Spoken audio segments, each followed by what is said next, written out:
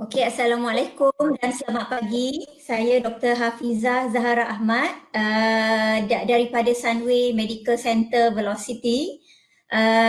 Sebelum ini saya juga bertugas di Institut Kanser Negara Putrajaya dan selain daripada Sunway Medical Center Velocity, saya juga ada klinik bekerja di Sunway Medical Center Bandar Sunway. Okey, jadi hari ini saya ingin share sedikit perkongsian tentang apakah kanser dan apakah rawatan untuk kanser, kerana kita tahu masalah kanser ini dihidapi oleh ramai rakan-rakan dan malahan ada juga saudara mara saya juga didiagnose dengan kanser. Jadi ini adalah satu information yang sangat penting. Saya rasa sama penting seperti penyakit-penyakit yang lain, penyakit jantung, penyakit-penyakit kencing manis darah tinggi, kerana semakin ramai di kalangan rakyat Malaysia menghidapi penyakit kanser ini. Okey, so saya terus ke slide saya. Jadi ini adalah tempat di mana saya bertugas di Hospital Sunway Medical Center Velocity yang berada di Ceras. Okay. Saya suka tunjuk sejarah rawatan kanser sebelum memulakan pembentangan ini, kerana kita boleh banyak belajar daripada sejarah. Jadi ini bagaimana sejarah rawatan kanser yang pertama di Malaysia. Dan gambar rajah pertama menunjukkan Jabatan Onkologi Radioterapi pada tahun 1950 dengan hanya bangunan satu tingkat di tapak Hospital Kuala Lumpur sekarang. Jadi pada tahun 1968, Institut Radioterapi dan Onkologi HKL siap dibina di tapak Hospital Kuala Lumpur yang berada yang kita ketahui sekarang. Dan sehingga kini institut ini berfungsi dan merupakan antara institut radioterapi yang terbesar, sehinggalah 6 tahun lepas Institut Kanser Negara dibina. Jadi kiranya Institut Kanser Negara dan Institut Radioterapi Onkologi HKL mempunyai fungsi yang sama, kerana jumlah pesakit kanser yang semakin ramai, kita memerlukan lebih banyak hospital yang menyediakan kelengkapan rawatan kanser. Okay. Ini pula merupakan mesin radioterapi pertama di Hospital Kuala Lumpur, iaitu merupakan mesin auto voltage. Dan selepas ini saya akan menunjukkan bagaimanakah rupa mesin yang kita gunakan sekarang. Begitu banyak bezanya berbanding dengan 1960-an. Jadi kalau kita lihat tentang ada mitos yang mengatakan kita dilahirkan dengan sel kanser di dalam badan. Jadi adakah itu benar ataupun salah? Jadi ia sebenarnya adalah tidak benar. Kerana kalau kita mengatakan setiap orang itu dilahirkan dengan sel kanser, ia samalah seperti kita mengatakan setiap orang tu dilahirkan sebagai teroris. Okey, jadi itu sebenarnya adalah tidak logik dan tidak benar. Kanser hanya terjadi di kemudian hari disebabkan oleh sesuatu perubahan ataupun genetic mutation yang berlaku ke atas sel di dalam badan yang normal.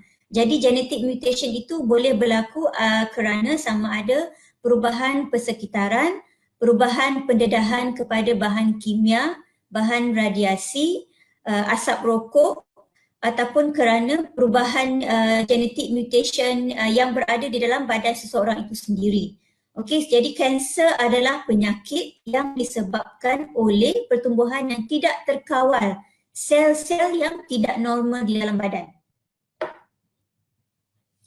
Okay, kalau kita go through tentang apakah 5 kanser utama di Malaysia, yang pertama merupakan breast cancer, diikuti dengan colorectal cancer, yang ketiga lung cancer, cervical cancer dan nasopharyngeal cancer. Jadi kalau kita lihat di kalangan wanita, breast cancer adalah yang paling utama, manakala di kalangan lelaki, colorectal cancer adalah kanser yang utama. Saya rasa kita pun semakin banyak mengetahui tentang nasopharyngeal cancer kerana ini adalah kanser yang dihadapi oleh Datuk Lee Chong Wei. Okay. Jadi kita lihat kepada kenapa sangat penting untuk kita mengetahui tentang tanda-tanda kanser yang kanser payudara, kerana kalau kita lihat dia menjadi ancaman utama kepada 14 juta penduduk wanita di Malaysia. Dan satu di dalam setiap 20 wanita di Malaysia mempunyai risiko untuk mendapat kanser payudara dalam hayat kehidupan mereka. Dan kalau kita lihat, kanser payudara merupakan hampir 1/3 daripada semua kes kanser baru yang menjejaskan wanita. Okay.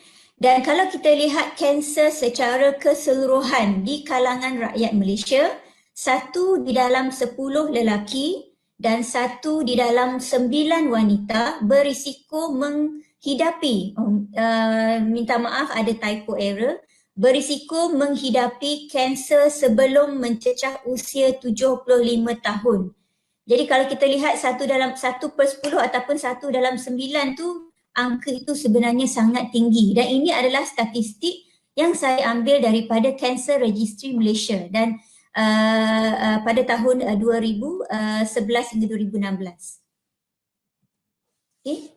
Jadi kalau kita lihat apakah ciri-ciri ataupun tanda-tanda kanser payudara, jadi apa-apa bentuk benjolan, perubahan pada permukaan, keluar cecair daripada payudara ataupun perubahan kulit merupakan salah satu tanda kanser payudara. Okay. Jadi kalau kita lihat begini, ramai juga pesakit yang hanya datang apabila tanda-tanda benjolan itu berubah menjadi sangat teruk. Jadi saya rasa banyak persepsi negatif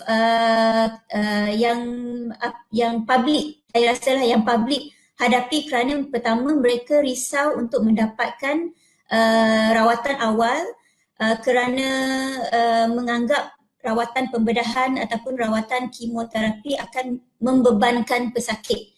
Jadi masalahnya apabila tanda-tanda ini dibiarkan sehingga ia melarat, keadaan itu menjadi lebih parah.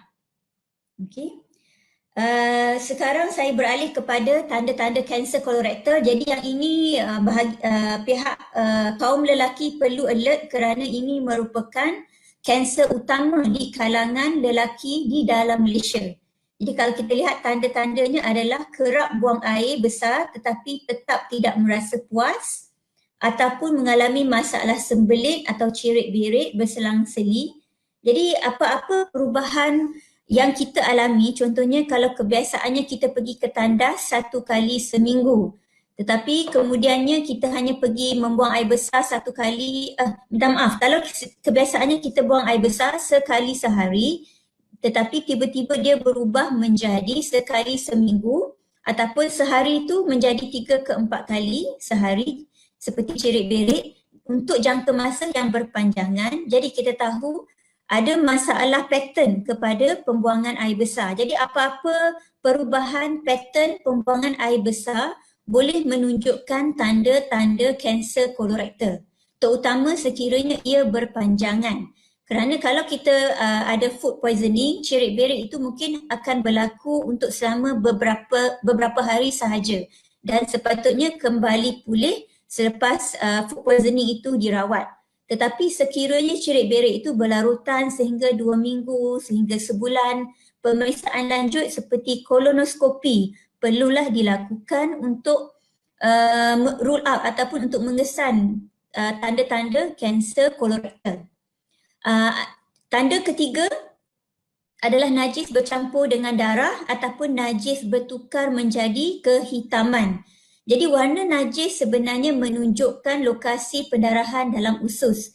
Jika najis bercampur dengan darah merah atau darah terang, ini bermakna pendarahan berlaku pada bahagian hujung usus, berdekatan dengan rektum ataupun berdekatan dengan dubur. Manakala najis yang kehitaman menunjukkan pendarahan yang berlaku pada pertengahan ataupun pangkal usus, iaitu jauh daripada dubur ataupun rektum. Okay. Jadi perubahan pada bentuk najis sama ada dia menjadi semakin kecil ataupun semakin nipis, atau kita kadang-kadang saya kata seperti tai kambing, itu juga boleh menunjukkan tanda-tanda kanser kolorektal. Perubahan bentuk najis ini berlaku kerana usus itu semakin sempit, jadi najis juga secara automatik bertukar menjadi lebih kecil. Perut rasa memulas atau sakit perut yang berpanjangan, muntah, hilang selera makan, serta berat badan turun tanpa sebab, kerap penat dan pada keadaan serius pesakit mungkin tidak boleh buang air besar. Jadi kalau pesakit tidak boleh membuang air besar ini menunjukkan kanser itu sudah membesar sehingga menyebabkan saluran usus tersumbat. Jadi ini kita kata adalah keadaan yang sangat serius dan kalau boleh kita tak nak tunggu sehingga keadaan ini berlaku. Perlu dapatkan pemeriksaan kolonoskopi lebih awal sekiranya ada di kalangan kita yang menghadapi salah satu tanda-tanda terbabit. Kadang-kadang ramai ingat najis bercampur darah adalah hemoroid ataupun buasir. Walau bagaimanapun sukar untuk kita kata sama ada ini buasir atau tidak tanpa pemeriksaan lanjut seperti kolonoskopi. Jadi sebelum kita kata oh ini hanyalah buasir ataupun hemoroid, tetap kena pemeriksaan doktor sama ada doktor gastroenterologi ataupun doktor colorectal surgeon. Okay. Jadi ini adalah gambar rajah kanser pangkal rahim. Kanser pangkal rahim juga antara 5 kanser utama yang dihadapi oleh di kalangan rakyat Malaysia. Jadi kalau kita lihat daripada gambar rajah pertama merupakan pangkal rahim. Pangkal rahim ni adalah di mana kita kata laluan keluar baby daripada kawasan peranakan. Jadi untuk kita lihat ataupun detect kanser pangkal rahim pada peringkat awal adalah melalui pap smear kerana kita tak dapat lihat daripada luar. Okay, ini adalah gambar pertama adalah cervix yang normal dan kemudian gambar kedua, ketiga, keempat merupakan perubahan-perubahan awal sebelum ia menjadi kanser. Jadi karsinoma in situ tahap 1, 2, 3 sekiranya kita rawat pada tahap ini kadar sembuh adalah 100%. Tapi jika kita tunggu sehingga gambar rajah yang terakhir, apabila dia menjadi invasive cancer, pembedahan yang lebih besar perlu dilakukan untuk menyembuhkan seseorang pesakit tersebut. Tetapi untuk kanser pangkal rahim, pembedahan hanya sesuai untuk stage 1 dan stage 2A. Manakala stage 2B, stage 3 dan stage 4, pembedahan tidaklah sesuai dan pesakit perlu menjalani rawatan kemoterapi dan radioterapi. Jadi kalau saya boleh simpulkan, kerana kalau nak go through semua tanda-tanda masa tidak begitu mengizinkan, jadi saya akan go through apakah tanda-tanda yang common yang kita boleh alert, yang boleh menunjukkan ataupun yang menyebabkan kita suspek mungkinkah ini salah satu tanda kanser. Yang pertama, pendarahan yang berlaku, pendarahan daripada faraj yang berlaku antara tempoh haid ataupun selepas putus haid. Jadi untuk wanita yang menopause, tidak sepatutnya keluar period lagi selepas menopause. Jadi sekiranya ada pendarahan berlaku, kita tahu ini adalah tidak normal. Ataupun sekiranya ada period tetapi sama ada period itu ataupun datang kotor itu lebih lama ataupun lebih kerap dalam masa sebulan. Jadi contohnya sepatutnya period itu berlaku 1 kali sebulan tetapi dia menjadi 2 kali sebulan ataupun tempohnya berpanjangan melebihi 2 minggu, perlu dapatkan pemeriksaan lanjut dengan doktor pakar sakit puan. Dan kebiasaannya sekiranya kita suspek ada berlaku apa-apa perubahan yang tidak normal, pap smear dan ultrasound perlu dilakukan. Okey, yang kedua, benjolan pada payudara atau sebarang perubahan yang dikesan pada payudara. Jadi ini mungkin kita boleh lihat daripada kedua-dua belah payudara. Kalau ada sebelah yang tidak simetri, berubah daripada segi bentuk, warna kulit ataupun puting mengeluarkan cecair, ini juga adalah tanda-tanda, boleh menjadi tanda-tanda kanser payudara. Jadi untuk detect kanser payudara, kebiasaannya doktor akan recommend mammogram dan ultrasound, dan jika ada ketumbuhan yang suspicious, ia perlulah dibiopsi sebelum kita melakukan pembedahan. Okey, tanda yang ketiga adalah perubahan pada amalan membuang air besar. Ini seperti yang saya sentuh tadi, sama ada perubahan sembelit ataupun perubahan cirit-berit ataupun najis bercampur dengan darah ataupun bertukar menjadi kehitam-hitaman.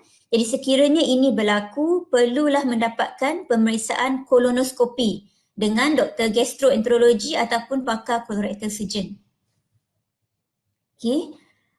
Yang keempat adalah benjolan di leher yang tidak wujud sebelum ini. Jadi kalau kita sakit tekak, kadang-kadang kita pun akan merasa benjolan di bahagian leher. Tetapi kebiasaannya benjolan itu akan hilang selepas beberapa hari ataupun selepas beberapa minggu. Walau bagaimanapun jika kita lihat benjolan di leher tidak surut, semakin membesar ataupun masih persis walaupun selepas 1 bulan, ini perlulah pemeriksaan lanjut seperti ultrasound dan biopsi. Kanser nasopharynx sebenarnya antara tanda utama adalah benjolan di leher kerana daripada nasopharynx sebenarnya adalah struktur di belakang hidung. Jadi kalau kanser nasopharynx adalah kanser di bahagian belakang hidung.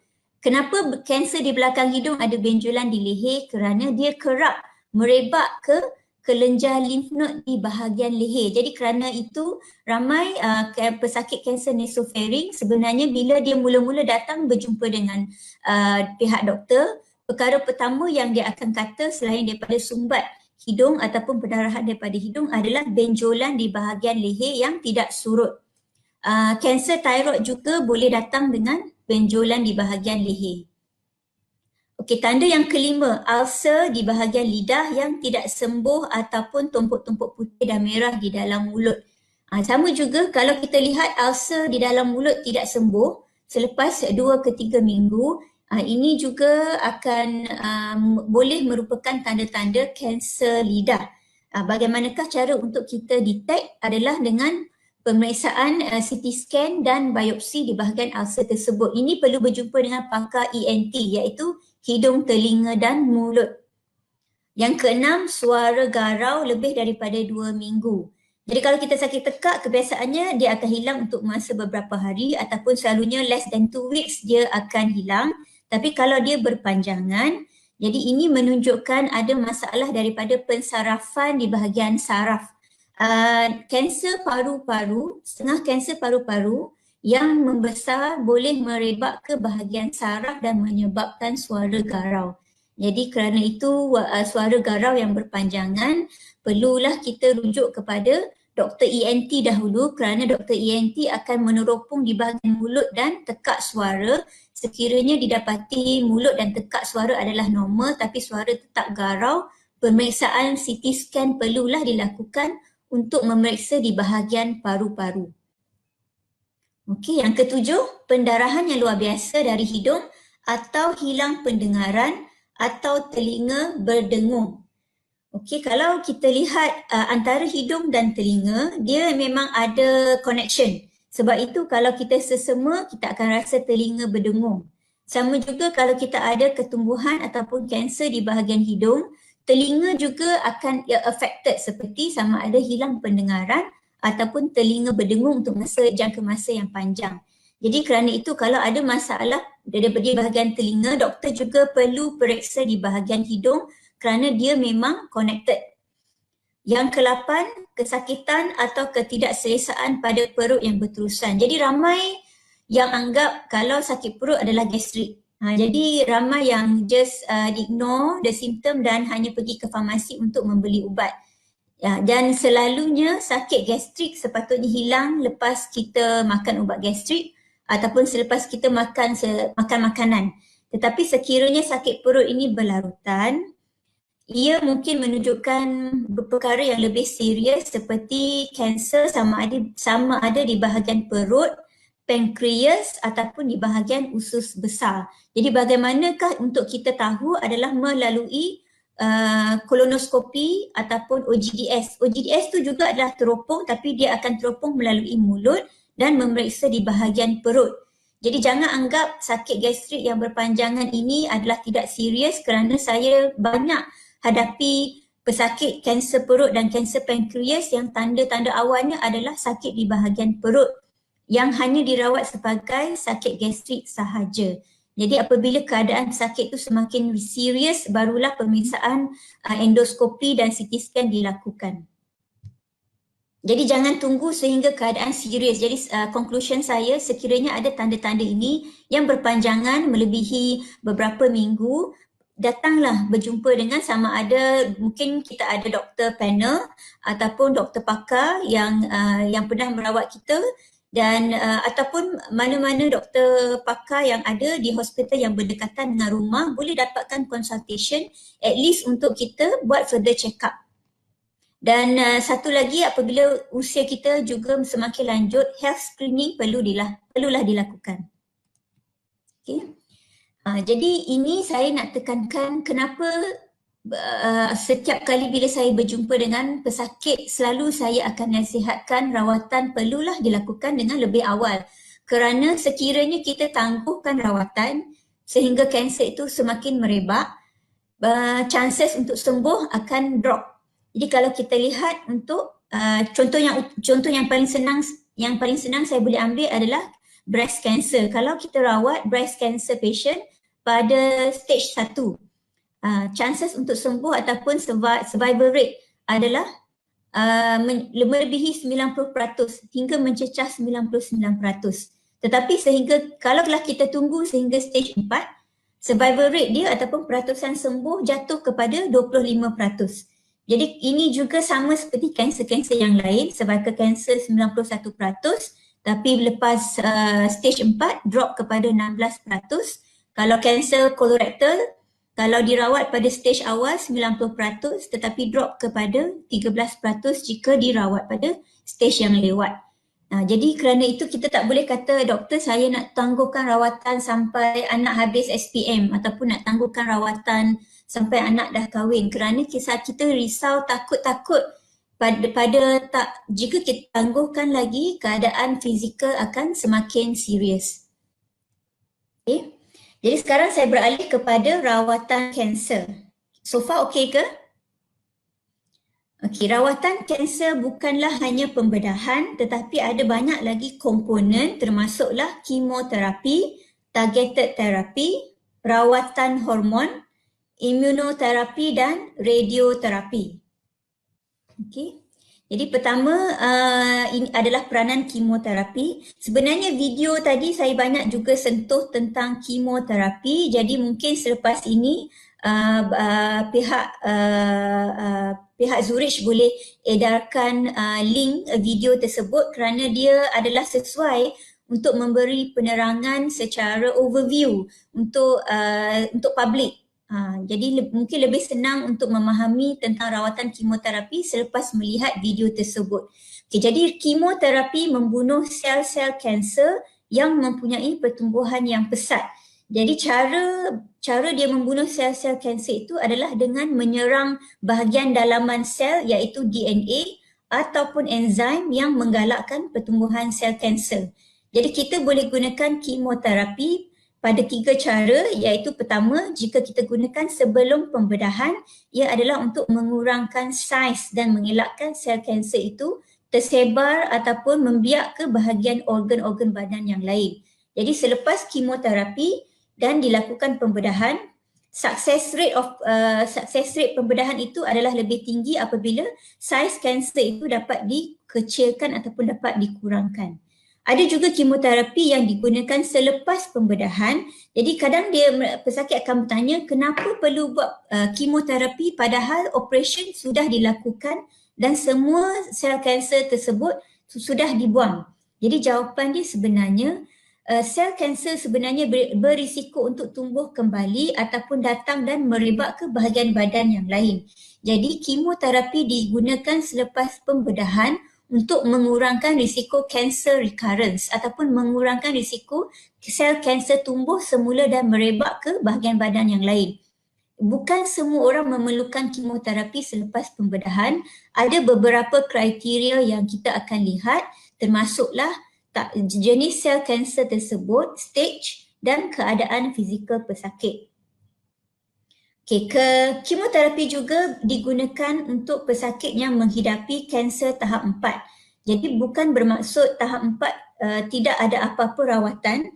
Padahal tahap 4 juga ada banyak lagi rawatan yang kita boleh lakukan untuk mengawal sel kanser untuk mengurangkan kesakitan ataupun untuk menghentikan pendarahan yang diakibatkan oleh ketumbuhan tersebut. Selain daripada rawatan kemoterapi, ada juga rawatan imunoterapi. Jadi rawatan ini sebenarnya adalah rawatan yang paling baru berada di dalam di kalangan onkologi. Jadi bagaimanakah imunoterapi ini bertindak sebenarnya dengan mengaktifkan sel immunity di dalam badan, dan manakala sel immunity di dalam badan kita yang kemudiannya menyerang sel kanser tersebut. Walau bagaimanapun bukan semua jenis kanser sesuai untuk menjalani rawatan imunoterapi ini. Jadi bagaimanakah untuk seseorang itu tahu dia adalah sesuai atau tidak menjalani rawatan imunoterapi?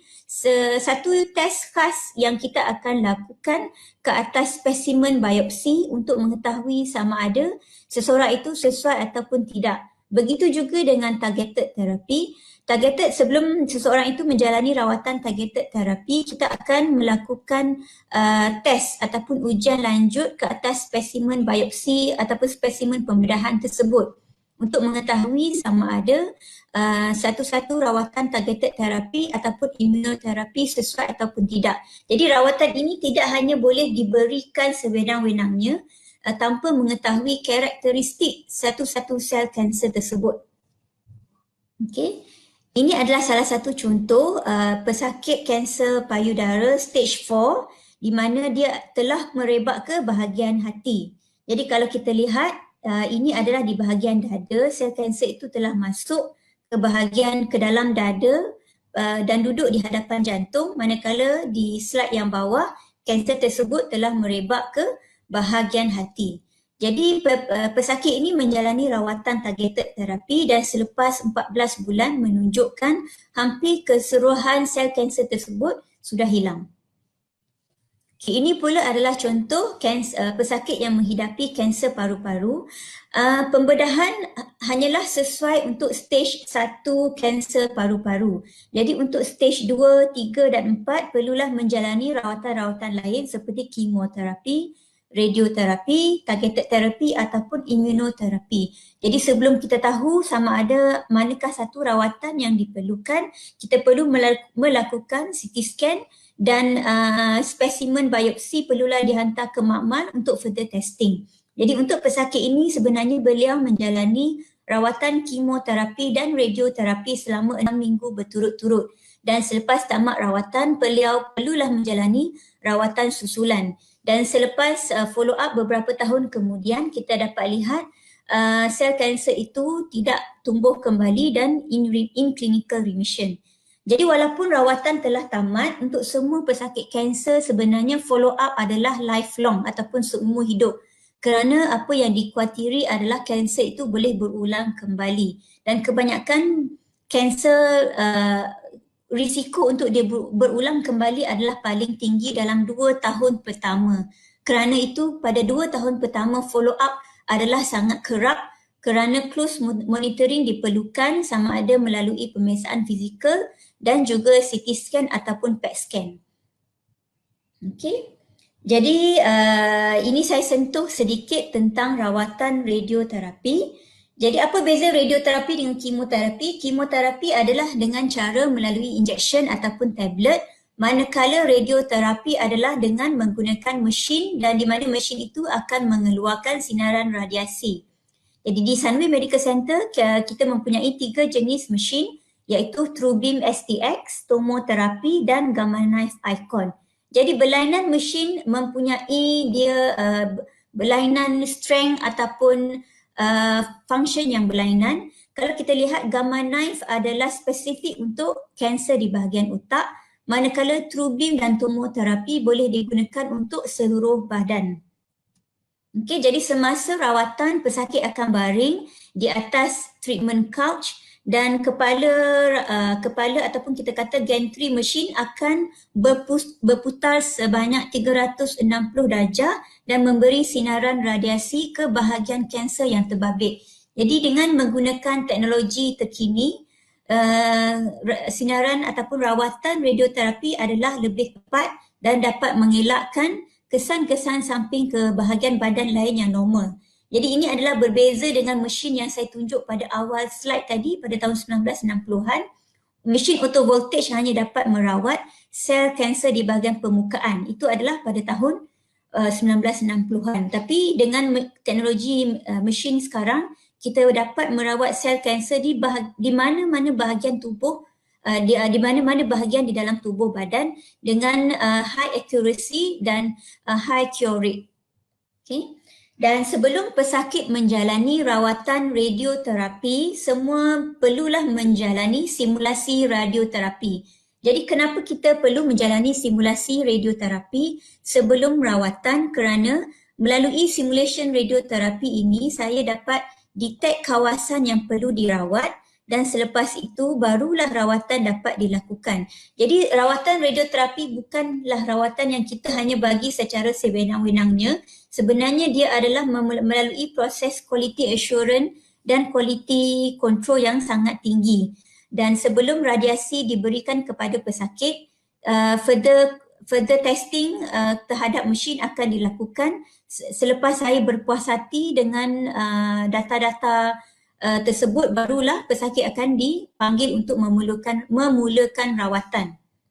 Okey, jadi apabila rawatan radioterapi dimulakan, dia adalah untuk jangka masa yang panjang. Contohnya untuk kanser di bahagian nasopharynx, rawatan adalah selama 7 minggu berturut-turut, iaitu 30 sesi rawatan 5 kali seminggu untuk 7 minggu berturut-turut. Jadi kadang-kadang kita pun tak faham kan kenapa sebegitu rupa rawatan radioterapi, tapi dia di sebalik penerangan di sebaliknya adalah sebenarnya rawatan radioterapi perlulah diberi secara konsisten untuk memastikan keseluruhan sel kanser itu dapat dimusnahkan. Okey, jadi sekarang saya beralih kepada brachytherapy. Brachytherapy juga adalah sejenis radioterapi. Jadi kalau mesin ini kita panggil radioterapi eksternal kerana radiasi diberi daripada luar badan. Brachytherapy pula adalah radioterapi internal di mana sinaran radioterapi diberi daripada dalam badan ataupun berdekatan dengan bahagian ketumbuhan tersebut. Jadi dia adalah spesifik untuk kanser di bahagian peranakan, sama ada kanser pangkal rahim ataupun kanser endometrium, kanser uterus. Jadi aplikator ini akan dimasukkan oleh doktor pakar onkologi seperti saya di bawah sedation, iaitu pesakit akan diberi ubat supaya beliau tidur ataupun tidak merasa sakit, dan barulah alat ini akan dimasukkan ke bahagian vagina dan uterus berdekatan dengan kanser cervix. Okay. Jadi saya dapat tunjukkan, ini adalah contoh, ini adalah pesakit saya yang saya rawat, cervical cancer stage 2. Jadi kalau kita lihat yang besar ini adalah kanser tersebut. Yang putih sebenarnya adalah pundi kencing. Okay. Yang kita lihat yang putih, yang bercahaya cerah ini sebenarnya adalah pundi kencing, dan yang bulat tidak regular ini adalah kanser pangkal rahim. Jadi kalau kita lihat daripada sini, kanser pangkal rahim itu adalah sangat besar dan dia adalah lebih cerah berbanding dengan dinding rahim yang berwarna lebih gelap.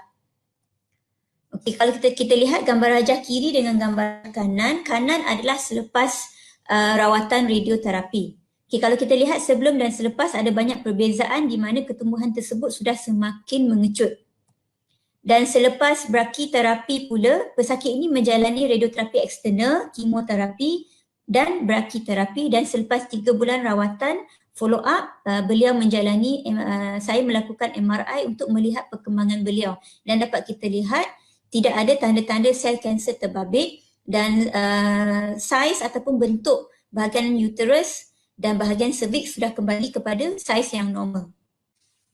Kenapa kanser berulang? Jadi ini juga merupakan salah satu isu yang kerap yang boleh kita yang kita perlu ambil tahu juga, kerana apabila selepas rawatan dilakukan, ada juga sel-sel kanser yang resistant, iaitu ini berlaku apabila genetik, jin di dalam sel kanser bermutasi ataupun mutation berlaku. Dan apabila ini berlaku, ini menyebabkan sel kanser lebih resistan kepada rawatan yang dilakukan oleh pesakit itu, sama ada kemoterapi ataupun targeted terapi ataupun imunoterapi.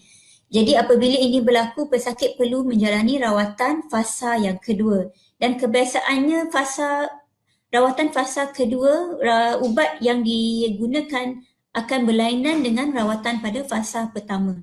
Kerana jika digunakan ubat ataupun rawatan yang sama, ia kebanyakan waktu adalah tidak berkesan kerana sel kanser tersebut sudah resistant. Okay. Ini sedikit out of context daripada rawatan-rawatan kanser, tapi saya rasa tetap penting kerana ada beberapa perkara yang ramai ramai publik akan anggap adalah benar, iaitu gula menyebabkan kanser lebih aktif. Betul atau tidak? Okey.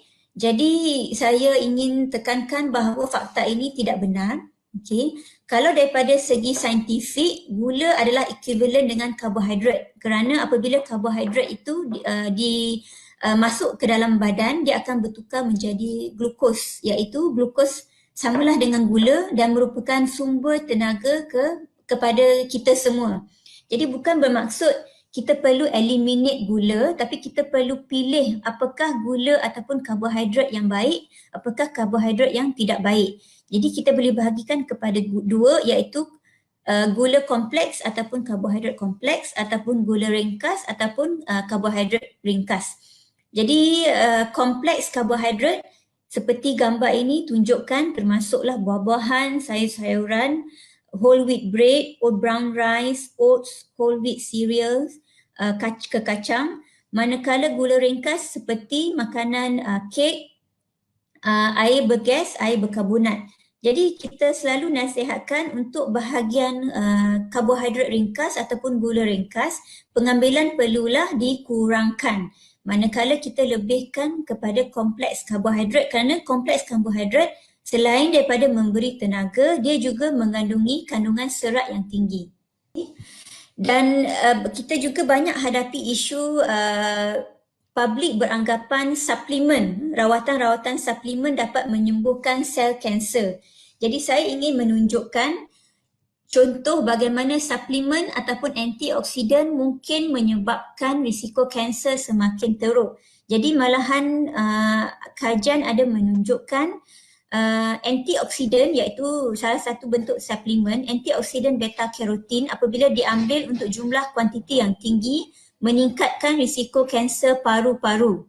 Jadi kalau kita tengok, too much of nice thing is also not good. Apa yang kita perlu ambil sebenarnya in moderation, dan kita boleh mendapatkan antioksidan daripada natural food seperti buah-buahan berries, kekacang, walnut, almond. Jadi daripada kita mengambil pil-pil suplemen yang tidak diketahui sumbernya, lebih elok kita ambil natural food yang kita tahu adalah lebih bagus berbanding dengan bahan-bahan yang diproses. Dan daripada segi food piramid juga, ini juga kita perlu amalkan di mana dengan kuantiti yang betul.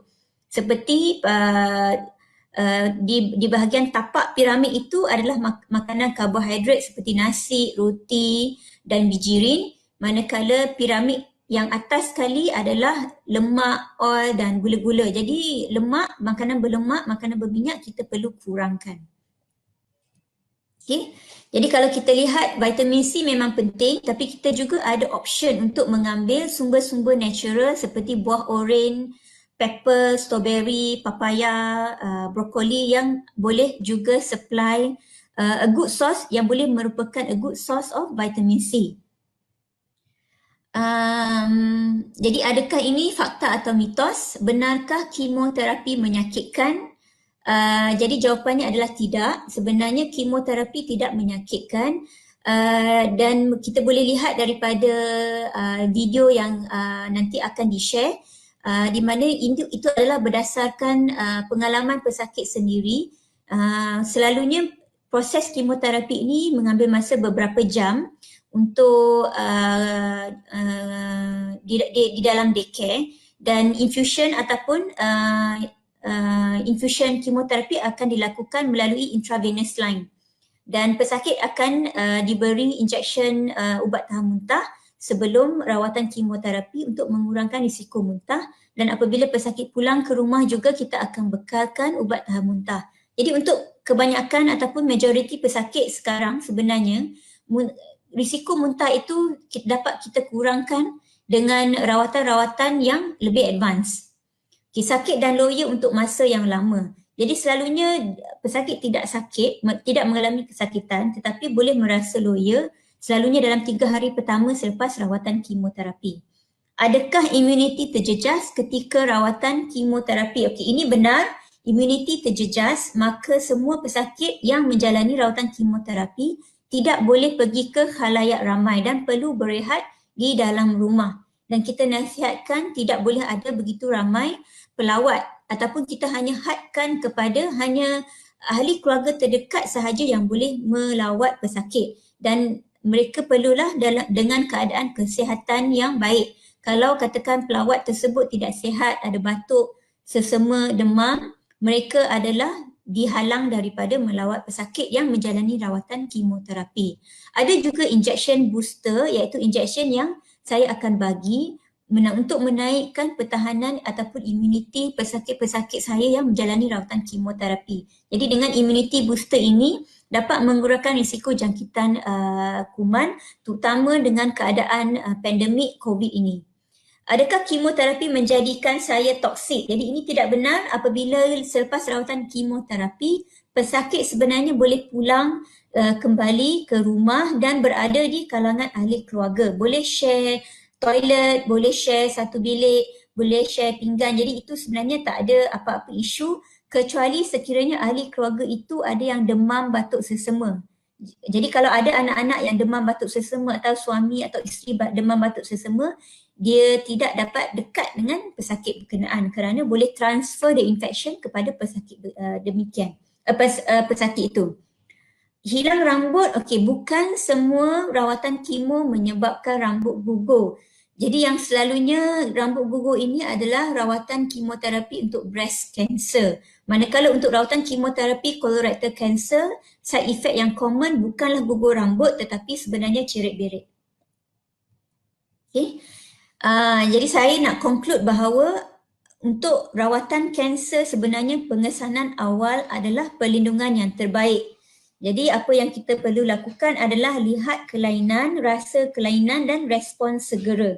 Jadi untuk wanita 20 ke 39 tahun perlulah dilakukan pemeriksaan ataupun setiap 3 tahun sekali. Dan begitu juga untuk 40 tahun ke atas kita akan recommend juga melakukan pengesanan awal sama ada boleh melakukan pemeriksaan klinikal di klinik ataupun melakukan ujian mamogram.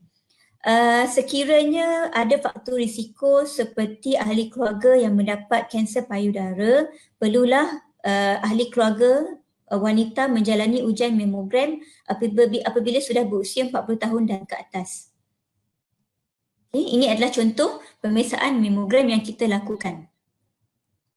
Manakala ini adalah prosedur pap smear yang dilakukan untuk mengesan sel-sel kanser di bahagian pangkal rahim. Jadi untuk kanser kolorektal, siapakah yang patut menjalani saringan? Pertama, individu yang berumur 50 tahun ke atas. Yang kedua, individu yang mempunyai simptom kanser kolorektal. Jadi kalau mempunyai simptom seperti yang saya katakan tadi, sama ada cerit-berit ataupun diarrhea yang berpanjangan, najis bercampur darah, najis berwarna kehitam-hitaman, tidak perlu tunggu sehingga berumur 50 tahun. Terus melakukan pemeriksaan screening kolorektal, tak kisahlah pada usia apa pun, kerana saya juga ada merawat pesakit kanser kolorektal yang berusia 30 tahun. Sekiranya kita ada sejarah ahli keluarga sama ada ibu, ayah, adik-beradik yang menghidapi kanser kolorektal, kita juga tidak perlu tunggu hingga berusia 50 tahun, perlu serta-merta melakukan pemeriksaan kesaringan. Jadi pemeriksaan saringan ada dua kaedah. Yang pertama adalah melalui ujian fecal occult blood. Ujian ini akan mengesan adakah ada tanda-tanda pendarahan di dalam najis. Sekiranya positif, perlu terus menjalani pemeriksaan kolonoskopi. Tapi sebenarnya sekiranya memang sudah mempunyai tanda-tanda atau simptom, kita dinasihati untuk terus melakukan pemeriksaan kolonoskopi kerana melalui pemeriksaan ini, doktor akan meneropong keseluruhan bahagian usus besar dan jika ada apa-apa polip ataupun ketumbuhan, dia akan terus biopsi polip atau ketumbuhan terbabit. Jadi secara conclusionnya, apakah tanggungjawab kita semua? Pertama, mengamalkan cara hidup sihat, mengambil vaccination, contohnya hepatitis B adalah untuk mencegah kanser hati, human papilloma virus adalah untuk mencegah kanser cervix, kawal berat badan, elakkan obesiti kerana obesiti merupakan salah satu faktor risiko kanser kolorektal dan kanser endometrium. Peka kepada perubahan badan kerana pengesanan awal menyelamatkan nyawa. Jadi jangan risau sebenarnya untuk berjumpa doktor kerana kalau kita dapat detect kanser pada tahap awal, kita dapat melakukan sama ada pembedahan ataupun rawatan lebih awal, chances untuk sembuh adalah melebihi 90%. Okey, bagaimana untuk kita detect kanser pada tahap awal adalah dengan melakukan penyaringan sama ada pap smear untuk kanser cervix, mammogram untuk kanser di bahagian buah dada dan kolonoskopi untuk colorectal cancer. Manakala kanser-kanser lain seperti prostat sebenarnya adalah melalui kanser maka ataupun untuk kanser paru-paru melalui low dose CT scan. Okey, itu saja. Ada apa-apa soalan? Doktor? Okey. Okey, soalan yang pertama adalah berkaitan dengan simptom yang berlaku apabila wujudnya karsinoma in situ dan bagaimana kita nak tentukan dia punya status dan sebagainya. Okey, karsinoma in situ selalunya tak ada simptom. Okey, jadi kalau kita mungkin saya boleh tengok apa yang utama. Contohnya untuk contohnya untuk karsinoma in situ payudara. Okey, karsinoma in situ payudara kebiasaannya mungkin kita boleh rasa melalui benjolan, tapi sebenarnya kebanyakan pesakit tidak dapat rasa benjolan itu kerana dia adalah sangat kecil. Jadi kebanyakan kes detection adalah melalui mammogram. Screening mammogram yang kita lakukan setiap 3 tahun sekali. Jadi mammogram tersebut dapat detect ketumbuhan pada tahap awal ataupun pada tahap karsinoma in situ. Kalau katakan di bahagian cervix, pangkal rahim, juga karsinoma in situ di bahagian cervix hanya dapat detect melalui pap smear. Jadi kebanyakan pesakit tidak ada tanda-tanda pendarahan sebenarnya, tapi hanya detection melalui screening pap smear. Jadi kalau tanya saya apakah tanda-tanda karsinoma in situ, kebanyakan kes adalah asymptomatic. Hanya detection melalui health screening. Alright, okey. Terima kasih doktor. Dan soalan seterusnya doktor.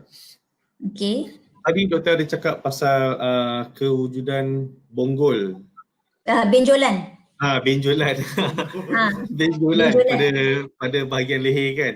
So soalan dia, adakah benjolan tu sakit atau tidak?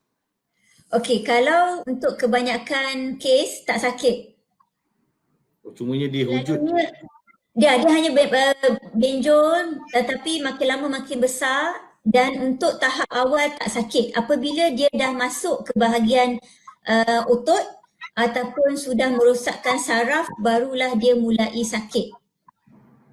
Oh, so is this yang benda yang dikatakan sebagai benign or malignant and such? Sebenarnya kalau benign tu bermaksud dia bukan kanser, tapi malignant tu dia adalah kanser. Jadi bagaimana untuk kita tahu sebenarnya dengan biopsi? Alright, okay. So sekiranya stage tu dah masuk malignant, okay, in terms of succession rate untuk pulih dengan rawatan kemoterapi? Dia bergantung kepada stage. Jadi kalau kita tengok kalau kanser malignant ada 4 stage. Stage 1 adalah tahap awal, stage 4 adalah pada tahap yang dia dah merebak. Okey, so kalau pada stage 1 dia adalah success rate dia adalah melebihi 90%. Malahan ada yang mencecah 98%. Manakala kalau stage 4, success rate dia drop kepada below 20%. Alright, okay doktor. Terima kasih. So kita ambil soalan lain boleh doktor? Boleh. Alright, one of the agent kita punya rakan untuk pengetahuan semua jugalah dan juga untuk pengetahuan doktor, spouse dia, pasangan dia tengah menghadapi ataupun dah didiagnose dengan kanser. So one of the soalan adalah pencerahan tentang lymph nodes. Betul tak saya sebut ni doktor? Lymph nodes. Lymph node, okay. Dia minta pencerahan sikit pasal lymph node ni. Okey, lymph node sebenarnya kita kata limpa. Memang di dalam seluruh badan kita ada beratus-ratus lymph node. Lymph node tu sebenarnya adalah untuk seperti kita punya first line tentera, first line army untuk melawan against jangkitan kuman. Jadi pernah tak bila kita sakit tekak kita akan rasa lymph node bengkak dekat leher dan sakit bila nak telan? Betul. Itu adalah lymph node dan dia bantu untuk capture infection tu dan rawat infection dalam darah kita. Alright, okay. Tapi selepas kita punya tonsillitis ataupun sakit tekak dah hilang, bengkak itu akan reda. Betul. Jadi seluruh badan kita daripada leher, ketiak, perut, bahagian celah kelangkang semua, seluruh badan kita sebenarnya ada lymph node dan fungsi utama adalah menghalang daripada ataupun merawat jangkitan kuman, kita punya askar. Tetapi lymph node juga adalah tempat pertama sel kanser akan serang. Okay, alright. Jadi contohnya untuk kanser di bahagian belakang hidung, tempat pertama dia akan serang lymph node di bahagian leher. Sebab tu pesakit akan ada benjolan dekat bahagian leher. Jadi rupa-rupanya kanser tu dekat bahagian kepala. Kalau kanser payudara pula, lymph node pertama yang dia akan serang adalah lymph node di bahagian ketiak. Kalau untuk kanser kolorektal pula ataupun kanser usus, lymph node yang dia akan serang adalah di bahagian persekitaran usus ataupun kita kata mesentery lymph node. Jadi apa yang kanser tu akan serang bergantung kepada location. Jadi kalau dekat situ dia akan serang lymph node dekat surrounding area. Jadi apabila pembedahan dilakukan, pembedahan juga akan membuang lymph node yang berdekatan dengan struktur tersebut. Kerana itu adalah tempat pertama dia akan pergi. Selepas dia tembus daripada contohnya buah dada ataupun daripada usus ataupun mana-mana lokasi lah. Jadi itu adalah lymph node. Alright, okay, faham. So for example kalau macam selalu kita rasa kat sini kan doktor ya? Lah. Kan? Lepas tu kalau macam dekat sini kita memang obviously kita boleh rasa dengan tangan kita, betul doktor? So kalau macam dekat celah kangkang kita pun kita boleh rasa juga, betul? Betul. Macam mana dengan usus? Adakah kita ada tempat spesifik tak yang kita boleh rasa dan sebagainya? Usus tak, sebab usus kat bahagian dalam perut. Tak ada kan? Okay, alright. Kita tak boleh rasa. Itu memang kena buat CT scan. Alright, okay doktor, thank you. So, selalunya bila kita cakap pasal rawatan kanser, one of the concern adalah in terms of the treatment cost. Okay, dan juga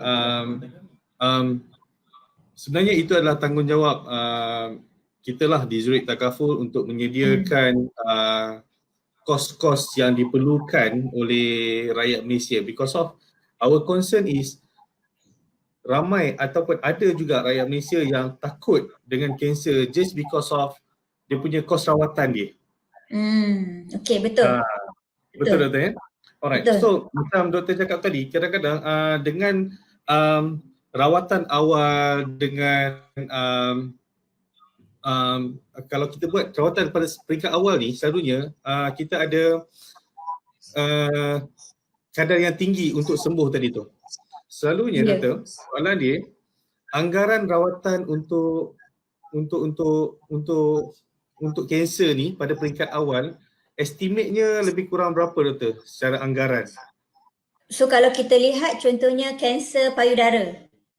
Okey, kanser payudara, kos pembedahan, saya cakap di swasta lah kan, sebab kalau di kerajaan lainlah. Kerajaan memang kerajaan majority fully subsidized by government. Cuma isu di bahagian kerajaan adalah appointment. Akan mengambil masa disebabkan kekangan terlampau ramai pesakit di hospital kerajaan. Okay, kerana itu pesakit boleh ada option untuk rawatan di swasta. So kalau pembedahan payudara, selalunya anggaran kos adalah dalam lingkungan dalam lebih kurang 20 ke 25 ribu ringgit. 20,000 ke 25,000 ringgit, manakala kos rawatan untuk pembedahan kanser usus selalunya dalam lingkungan 30 ke 35,000 ringgit.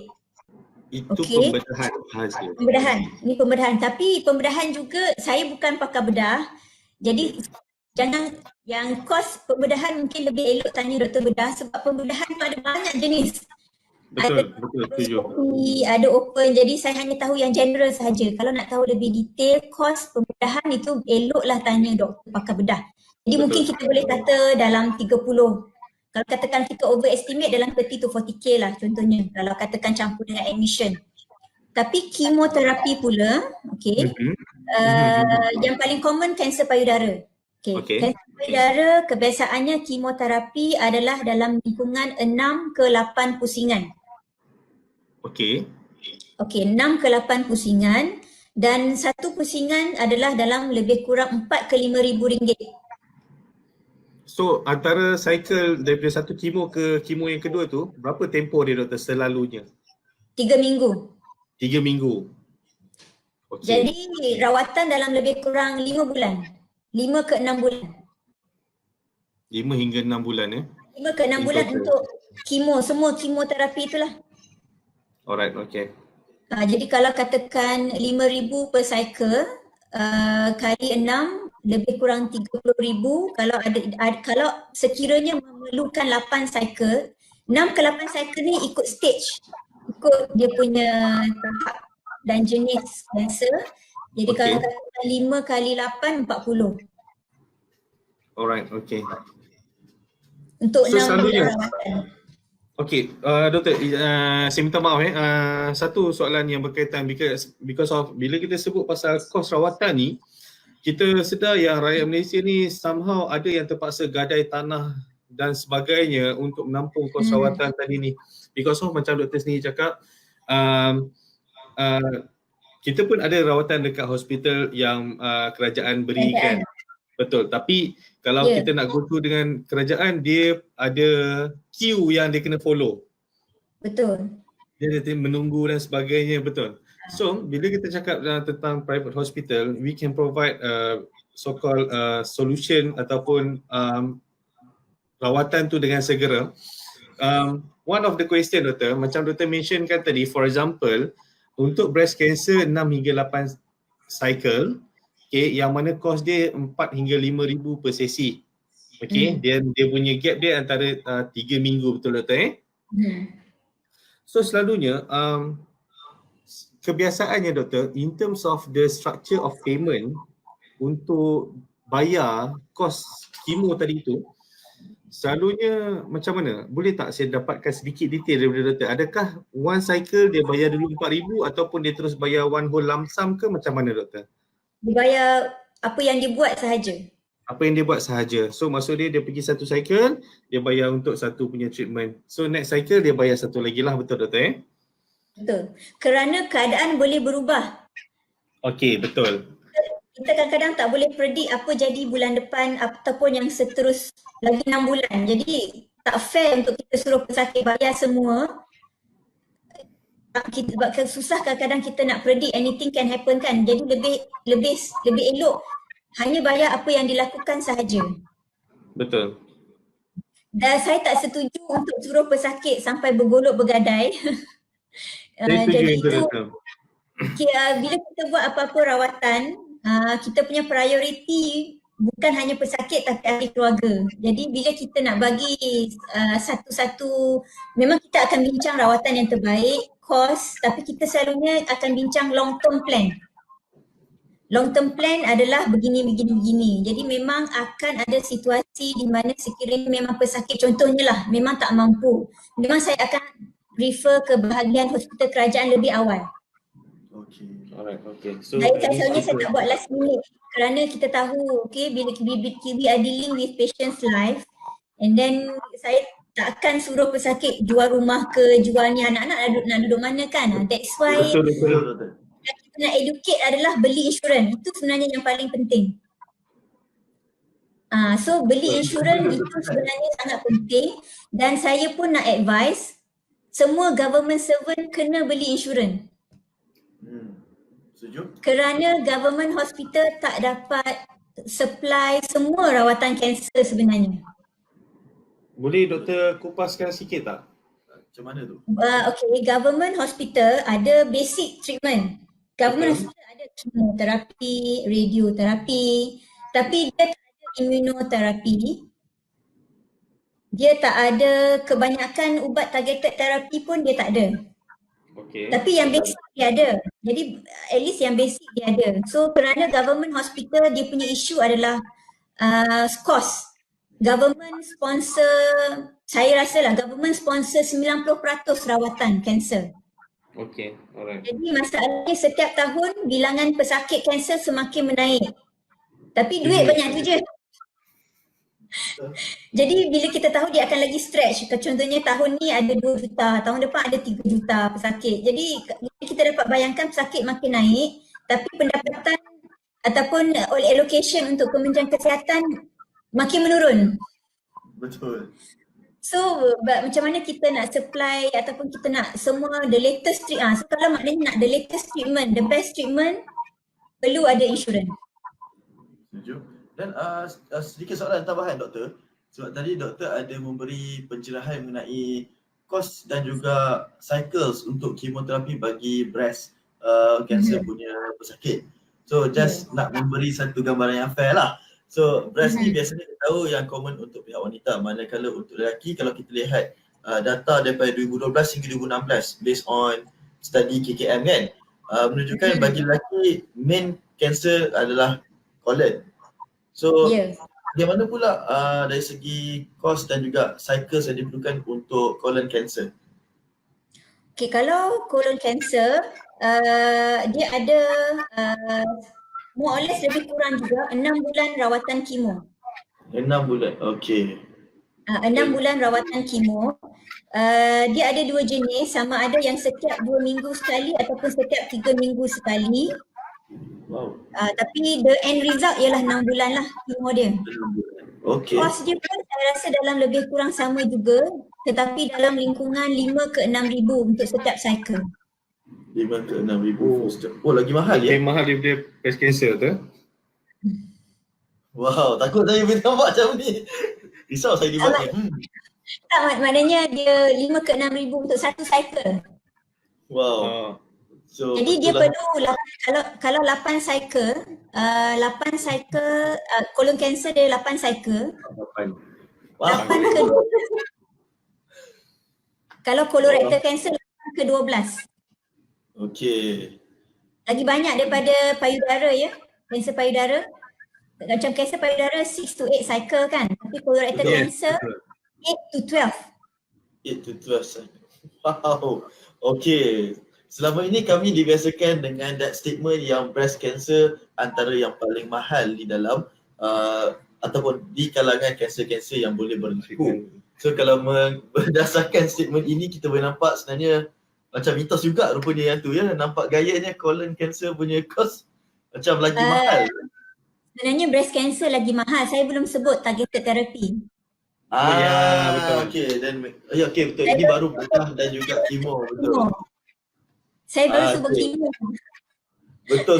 Okey, lupa lah. Yes. Wow. So ini semua nombor yang kita bincangkan belum lagi any targeted kind of chemotherapy or any extra. Belum. Dan saya nak, silakan. Sebab targeted therapy bukan sesuai untuk semua wanita atau bukan sesuai untuk semua pesakit kanser. Betul. Jadi So, bukan 100% pesakit perlu buat targeted therapy. Hanya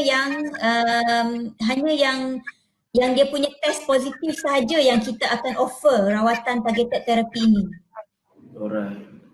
So targeted therapy untuk breast cancer adalah 8,000 untuk satu injection. Satu injection. So kita nampak perbezaan dari segi harganya di situ. Dan sedikit lagi soalan sebab kalau saya faham dengan betul lah bila kami lihat kajian daripada tahun 2012 hingga 2016 yang dikeluarkan oleh KKM, kita nampak kebanyakan daripada rakyat Malaysia ni mereka sedar mereka mengalami kanser ataupun didiagnos yang mereka ni mengalami kanser pada stage yang ketiga. So kalau ikut fahaman saya, kalau macam tu dia sudah pun malignant. So apabila seseorang pesakit menghadapi stage ketiga, kebiasaannya mereka akan terus pergi ke dalam situasi yang bagaimana macam kalau orang tu disahkan diagnos stage 3, dia terus kepada rawatan apa? Sebab apa yang saya nampak tadi Dr. Share bagus, dia ni daripada awal sampai akhir. Tapi kalau kita nak pinpoint terus kepada orang yang di stage 3 ni, adakah dia terus kepada bedah ataupun dia masih lagi melalui beberapa ujian dahulu? Okay, so kalau malignant, stage 1 pun dah malignant. Dah malignant. Stage 1, 2, 3, 4 memang malignant. Semua malignant tu bermaksud kanser sebenarnya. Okay. Okay, kalau untuk colorectal cancer lah contohnya, yang paling senang saya ambil colorectal cancer stage 1 hanya perlu pembedahan. Pembedahan. Okay. Stage 2 hanya perlu pembedahan.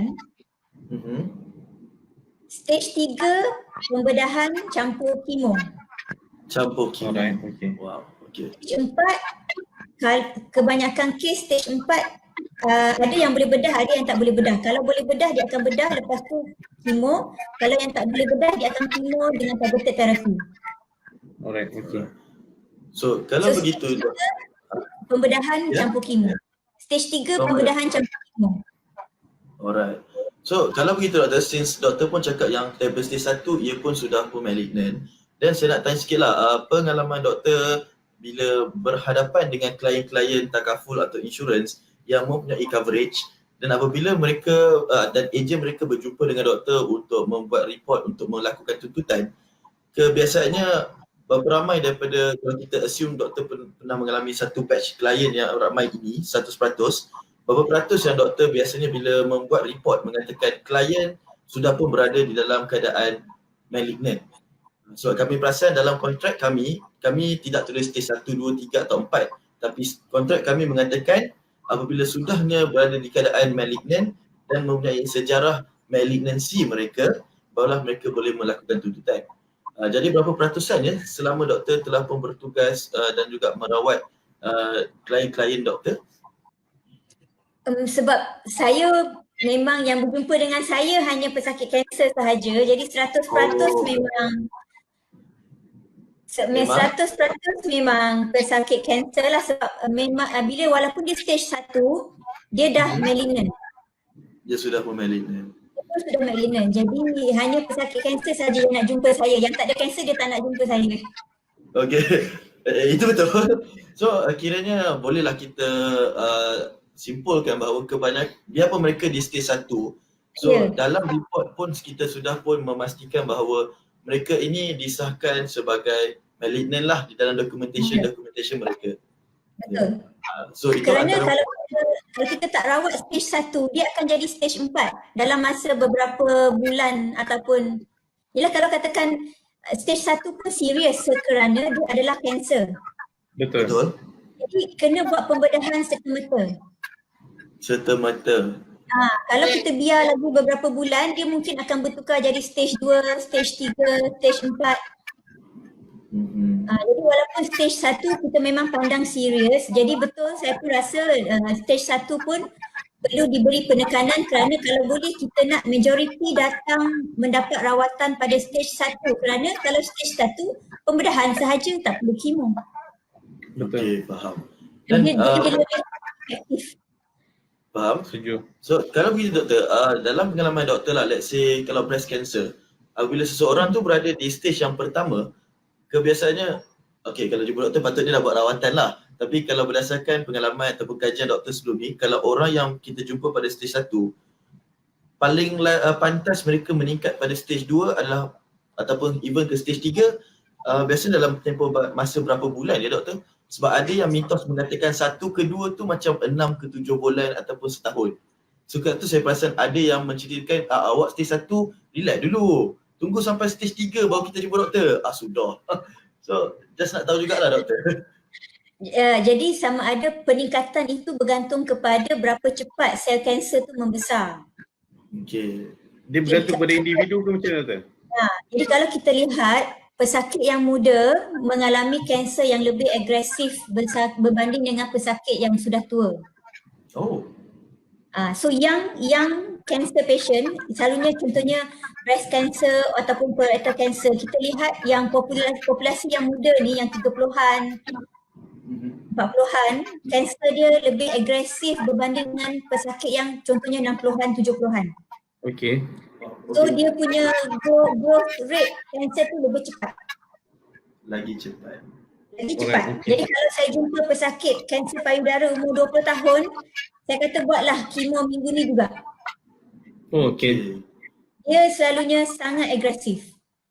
Jadi jangan kata, doktor saya nak tunggu ambil saya punya exam semester ataupun saya nak tunggu majlis kahwin. Tak, saya kata you don't have that much time, you have to do the treatment now, either pembedahan ke kemoterapi.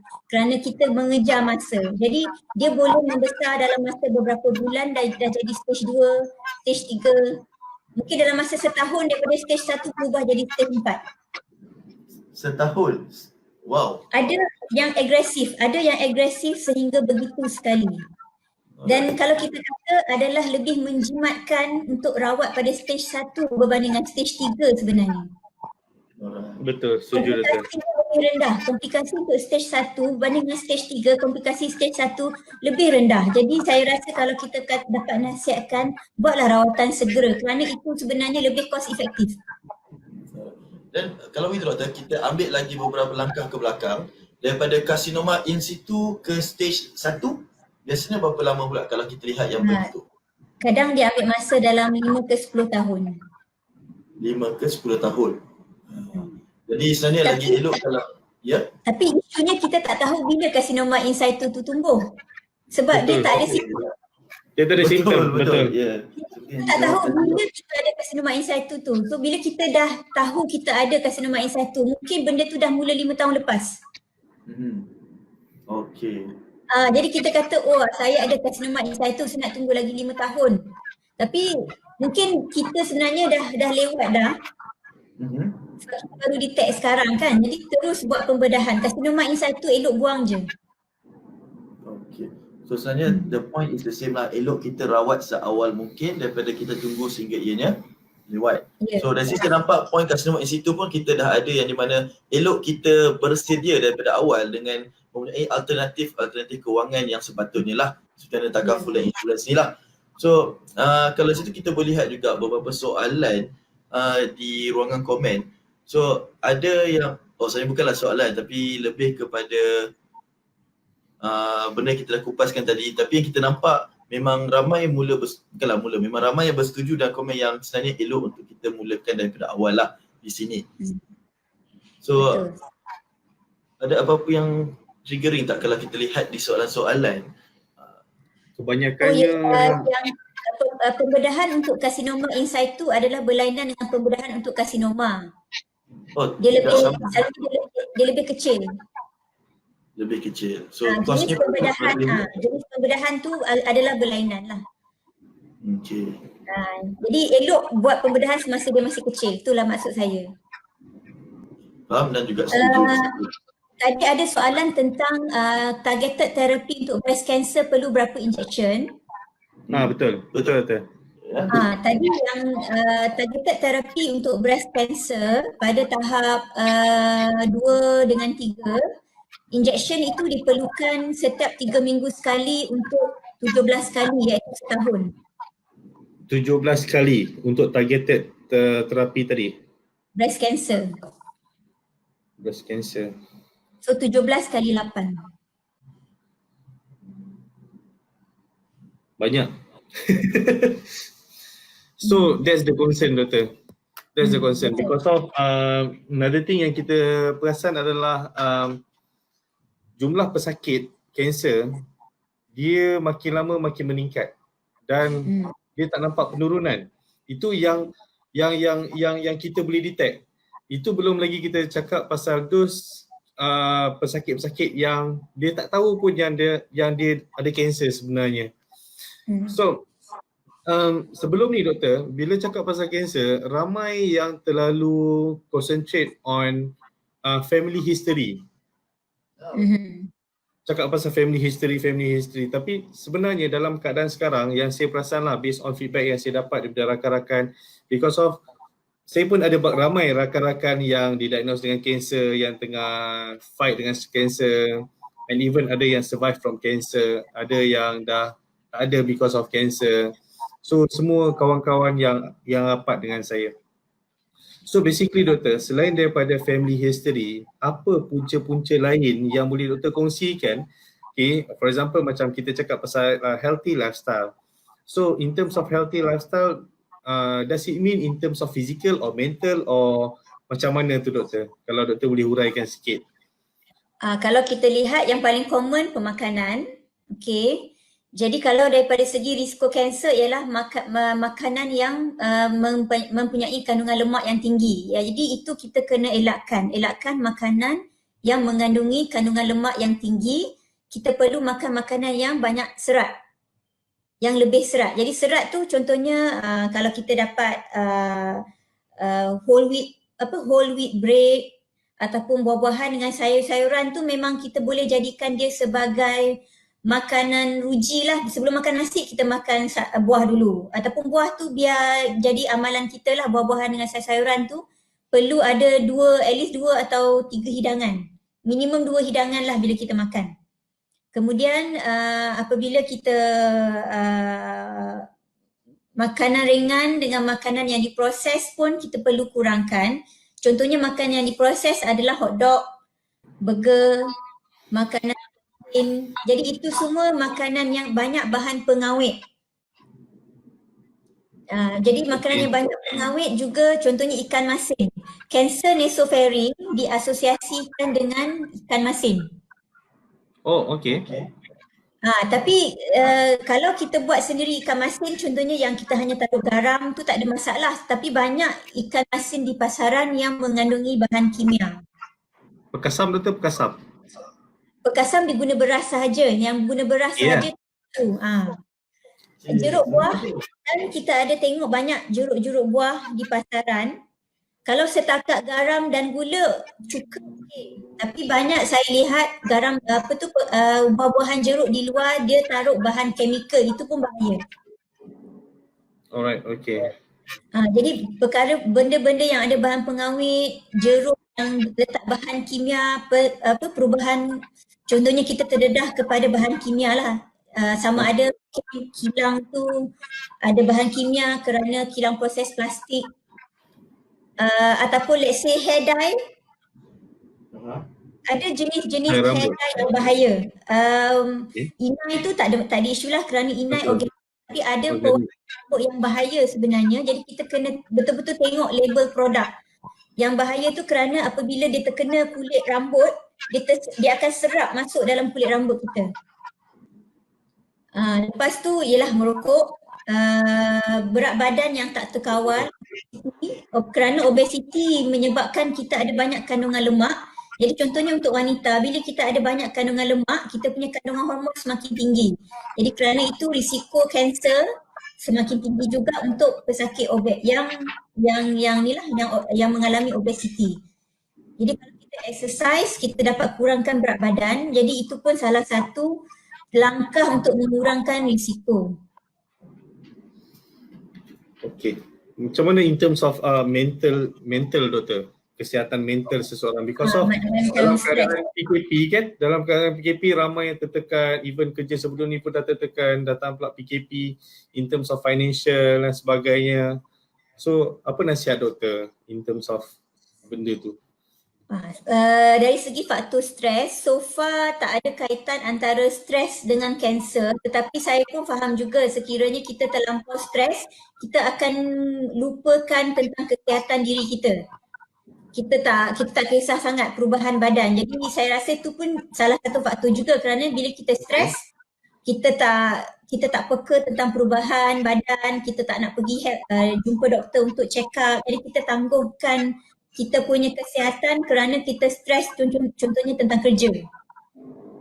Jadi daripada situ saya rasa selain daripada mendapat bantuan daripada rakan-rakan dan ahli keluarga, ada profesional, contohnya psikologis, psikiatris yang boleh bantu untuk, bukanlah maksudnya kita gila baru boleh jumpa psikiatris, tak.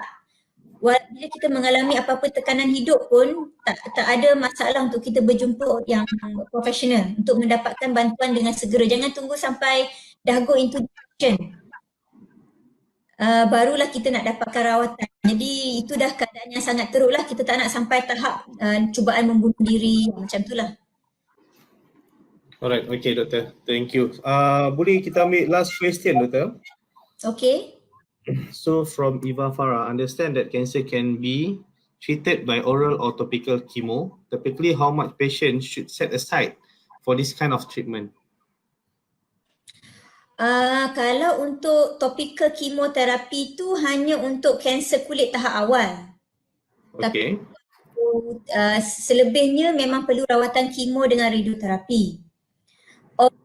Terapi juga memang kita ada gunakan oral chemoterapi untuk kanser usus juga, tapi selalunya in combination. Kata untuk kanser kolorektal yang 6,000 tu, dia adalah combination IV dan oral chemo. So basically berapa banyak yang diorang kena put aside? Average kalau average, so kalau untuk average katakan dia hanya oral chemo saja, mungkin dalam 3 ke 4,000 untuk satu cycle. Pesakit perlu cycle dalam lingkungan 3 ke 4,000. 3 hingga 4,000 per cycle, yang di mana cycle-nya should be macam tadi lah, antara 6 ke 8,000 lah. 6 ke 8 cycle lah ya? 3 minggu sekali. 3 minggu sekali. Selama? Untuk berapa banyak cycle? dalam 6 bulan. 5 ke 6 bulan. 5 hingga 6 bulan. Kalau yang topical tadi tu, topical chemotherapy pula? Topikal sebenarnya, kalau topikal dia sebenarnya akan berjumpa dengan doktor pakar kulit. Itu adalah kanser kulit tahap awal. Yang saya akan jumpa adalah lebih kepada yang memerlukan kemo dengan radioterapi. Jadi yang topikal tu saya tak begitu arif sangat daripada segi harga dia. Okay, alright. Tapi saya boleh katakan, kalau tanya saya lah, saya punya personal view, kalau kata saya nasihati pesakit punya ahli keluarga, at least minimum coverage per year 160k. 160k coverage per year. Itu saya punya personal view lah, berdasarkan apa yang saya lihat. Betul. Okay. So kerana basically semua pembedahan apa lagi kan. So tuan-tuan dan puan-puan, so basically satu benda yang saya suka hari ni adalah perkongsian daripada Dr. Hafizah menggunakan layman term yang sangat-sangat mudah untuk kita faham, because of kalau kita tengok dekat Facebook sekarang, ramai yang mula komen, okay, dan based on apa yang doktor sampaikan, okay, so maksudnya kat sini kita faham, okay, dan kita faham apa yang kita bincangkan hari ini sebenarnya. So doktor, thank you so much atas perkongsian doktor hari ini. Okay, 1.5 jam dah doktor, tak sedar pun masa berlalu. Ya. Yeah. Rasa sekejap je.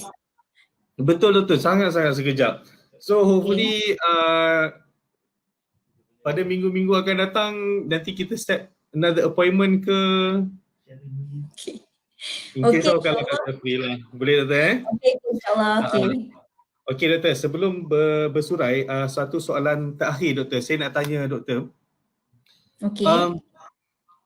Mana soalan dia? Ada dia. Doktor ada kena mengena dengan Mira Filzah ke doktor? Ada. Tak ada Tak ada. okey.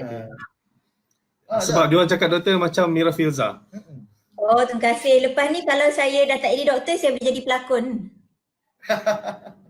So kiranya kalau siapa yang pergi Sunway Velocity boleh nampak doktor lah. Boleh?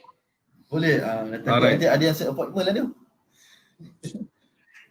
Okay, so anyway, thank you so much doktor. Thank you so much. Okay, banyak yang kita belajar hari ini daripada doktor. Alright, okay. So insyaAllah doktor, kita akan jumpa lagi di masa akan datang. Semoga yang terbaik untuk doktor. Okay, atas perkongsian yang doktor berikan kepada kami. InsyaAllah kami akan gunakan sebaik yang mungkin. Okay doktor, insyaAllah kita jumpa lagi doktor. Assalamualaikum warahmatullahi wabarakatuh.